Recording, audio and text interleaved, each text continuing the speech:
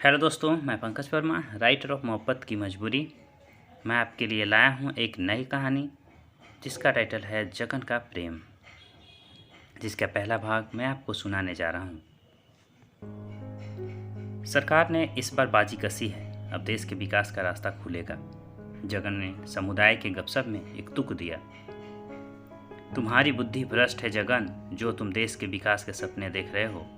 तुम देखना, यह सरकार और भी निकम्मी निकलेगी और विकास के नाम पर देश को खोखला कर देगी।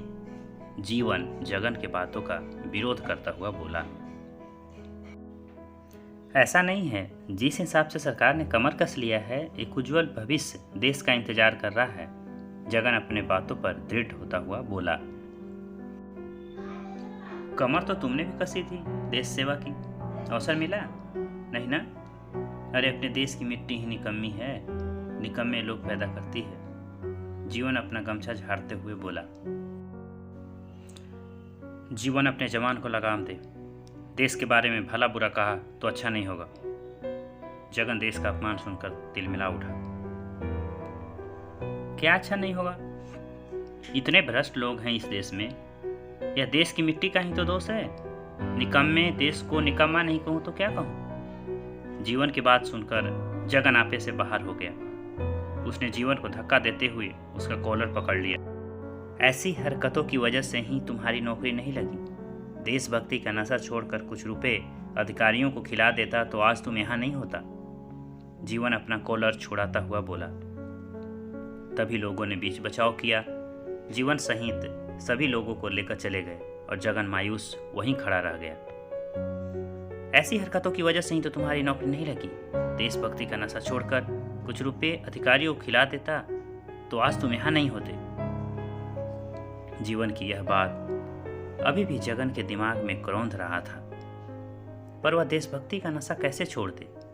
बचपन से यह उसके रग रग में बसा हुआ था, जिसे छोड़ने की स्वीकृति उसकी आत्मा नहीं देती थी, क्योंकि उसका जमीर जिंदा, दृढ़ और सशक्त था। वह समाज और देश में फन मारकर बैठा नाग रूपी भ्रष्टाचार को देखकर बहुत आहत था, परंतु उसकी आंखों में देश के उज्जवल भविष्य के सपने आज भी जीवित थे। 10वीं पास करने के बाद आज तक उसने जो सफर तय किया था वह किसी मील के पत्थर से कम नहीं था। वह बचपन से ही मेधावी रहा था। हमेशा वह अपने स्कूल कॉलेज में अव्वल आता था। इतना मेधावी होने के बाद भी आज भी वह गांव में अपनी एड़िया घिस रहा था, और इसकी वजह थी हर स्तर पर व्याप्त भ्रष्टाचार। अगर किसी संगठन के एक अधिकारी ने भी उसके कौशल का आकलन किया होता तो वह देश को कहीं बेहतर सेवा दे रहा होता, परंतु किसी के कौशल से किसी को क्या वास्ता? उसे तो बस पैकेट में पैसे की गर्मी चाहिए। एक बार जगन के मामा ने उससे कहा भी था, जगन, हर परीक्षा में तुम उत्तीर्ण होकर भी चुने नहीं जाते। तुम अधिकारियों की मांग पूरी क्यों नहीं करते? मैं अपना घर गिरवी रखकर तुम्हें मदद करूंगा। बोलो, क्या बोलते हो? अब जगन क्या बोलता, जिसने आंखों में अपने देश के लिए भ्रष्टाचार मुक्त एवं एक विकसित राष्ट्र का सपना देखा था, वह भला भ्रष्टाचार को बढ़ावा देने के लिए कैसे हामी भर दे? अब तो जगन की उम्र भी नौकरी की सीमा में फिट नहीं बैठ रहा था। वहीं उसके घर का हालत भी बदतर था। माँ जब स्वस्थ थी तो कहीं से कमाकर उसके पढ़ने के लिए रुपए इंतजाम कर देती थी, पर पिछले साल लकवे के झटके के बाद वह काम के लायक नहीं बची थी। खुद की हालत देखकर उसने पिछले साल जगन की शादी कर दी थी। तब से जगन के कंधों पर 2 लोगों की जिम्मेवारी आ गई थी। ठीक ऐसी ही जिम्मेवारी उसने महसूस किया था देश के विकास के लिए। और अगर भ्रष्टाचार की जड़ हर स्तर पर इतने गहरे नहीं होते तो वह उस जिम्मेवारी को वहन करके उसे दूर तक ले जाता। वह इसका जिम्मेवार सरकार को मानता था। इसलिए 2 साल पहले जब लोकसभा का चुनाव हुआ तो वह घर घर जाकर लोगों को जागृत कर बीजेपी को वोट दिलवाया और खुद भी दिया।